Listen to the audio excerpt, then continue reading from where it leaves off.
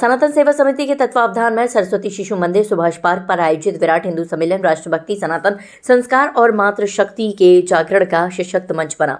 सम्मेलन के मुख्य अतिथि सनातन संस्कृति के प्रखर प्रचारक साध्वी ब्रज किशोर श्रीधाम वृंदावन रही। उन्होंने अपने भावपूर्ण एवं ओजस्वी उद्बोधन में कहा कि राष्ट्र का भविष्य माताओं की गोद से ही तय होता है। यदि माँ संस्कारवान होगी तो सनातन राम कृष्ण, भगत सिंह और सुभाष चंद्र बोस बनेगी, और यदि संस्कार नहीं मिले तो वही संतान राष्ट्र के लिए संकट भी बन सकती है। साध्वी ब्रज किशोरी ने मातृशक्ति को संबोधित करते हुए कहा कि बच्चों की प्रथम गुरु माँ होती है। तिलक, कंठी, स्वच्छता, संस्कार, राष्ट्रभक्ति और सनातन चेतना का बीज बचपन में ही माँ द्वारा बोया जाता है। उन्होंने 2 सशक्त उदाहरणों के माध्यम से स्पष्ट किया कि भगत सिंह और अपराधी दोनों के निर्माण माँ के संस्कारों पर निर्भर करते हैं। आगरा से हिंदुस्तान वॉइस 18 के लिए दीपक कुशवाहा की रिपोर्ट। सरस्वती शिशु मंदिर में किया गया है और वक्ता के रूप में हमारे बीच साध्वी जी आई हैं, जो हिंदू समाज को और ज़्यादा जागरूक करने की प्रेरणा ली हुई है। आज का जो हिंदू समाज का जो नारा है, जात पात की करो विदाई, सभी हिंदू आपस में भाई भाई, इसी नारे को, इसी सोच के साथ ये विराट हिंदू सम्मेलन रखा गया है। और मैं सभी हिंदू भाइयों से निवेदन करूंगा इस सम्मेलन के माध्यम से कि सभी हिंदू अपने से नीचे खड़े पायदान पे हिंदू को आगे बढ़ाने का काम करें। उसी में सभी हिंदू समाज का भला है। राष्ट्रीय स्वयंसेवक संघ के 100 वर्ष पूर्ण होने पर पूरे भारतवर्ष के अंदर विराट हिंदू सम्मेलन का आयोजन हो रहा है। उसी के निमित्त आज सरस्वती शिशु मंदिर सुभाष पार्क में यह विराट हिंदू सम्मेलन हो रहा है, जिसमें हिंदुओं को संगठित होने का एक संदेश यहाँ से देने का काम करा गया है।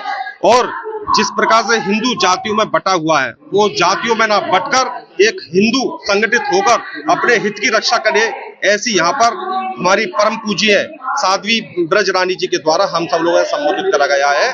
और जिस प्रकार से यहाँ पर बच्चों ने लव जिहाद के बहुत सारे मामले संज्ञान में आ रहे हैं, जिस प्रकार से विधर्मी लोग अपना धर्म का चोला ओढ़कर, तिलक लाकर, हाथ पर कलवा पहनकर हिंदू बहन बेटियों को फंसाने का काम कर रहे हैं, वो कैसे इस प्रोपेगेंडे से बच सके, लव जिहाद से बच सके, वहां पर एक्ट कर ये सब चीज बच्चियों को द्वारा एक्ट करके यहाँ पर बताया गया कि इस लव जिहाद से हमको बचना है और अपनी बच्चियों को, बहन बेटियों को बचाने का काम इस हिंदू सम्मेलन के माध्यम से बताने का काम करा गया है। देखिए, राष्ट्रीय स्वयंसेवक संघ अपने 100 वर्ष पूर्ण कर रहा है, जिसमें विराट हिंदू सम्मेलन के जगह जगह पर आयोजन किए जा रहे हैं पूरे भारतवर्ष में।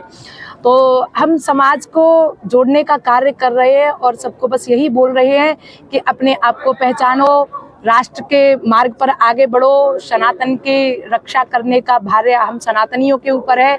स्वयं को पहचाना है, राष्ट्र सुरक्षित है तो हम सुरक्षित हैं। लगातार लव जिहाद सामने आ रहा है, उसको लेकर हाँ, उससे हमारी बहनों को बचने की बहुत ज़्यादा ज़रूरत है। और जैसे कि राष्ट्रीय स्वयंसेवक संघ के जितने जो भी हैं प्रचारक हैं और जो भी हमारे भाई हैं, वो घर घर जा कर के सबको समझाने का कार्य कर रहे हैं। पर कुछ जिम्मेदारी हमारी स्वयं की बनती है, हमें स्वयं भी संभलना पड़ेगा, हमें शास्त्रों की शरण में जाना पड़ेगा। जब जब हम शास्त्रों से दूर हुए हैं तब तब हमारे सामने ये घटनाएं हुई हैं। तो आज यदि भारतवर्ष को बचाना है, राष्ट्र को बचाना है, तो पहले माताओं को स्वयं को संभालना पड़ेगा, अपने शास्त्रों की तरफ जाना पड़ेगा, जो शास्त्रों में लिखा है उनको पढ़ना पड़ेगा, स्वयं को पहचानना पड़ेगा।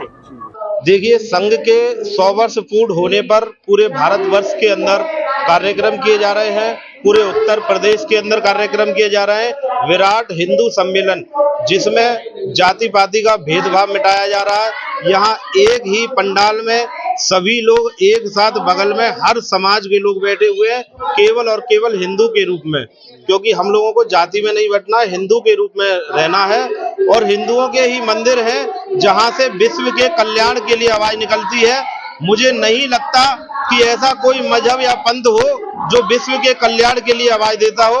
एक हिंदू मंदिर, एक हिंदू आस्था ही ऐसी है जो पूरे विश्व के कल्याण के लिए प्रभु से आराधना करती है और विश्व के कल्याण के लिए ही मंदिर से आवाज निकलती है। बाकी की आप लोग देखते होंगे कि छतों से ईंट फेंकाई की जाती है, और कौन छतों से ईंट फेंकाई करता है ये भी आप जानते हो। हिंदुओं के मंदिर से या हिंदुओं के मंदिरों की छतों से कभी ईंट फेंकाई नहीं हुई होगी। सदैव सद्भावना और विश्व के कल्याण के लिए ही आवाज निकलती है।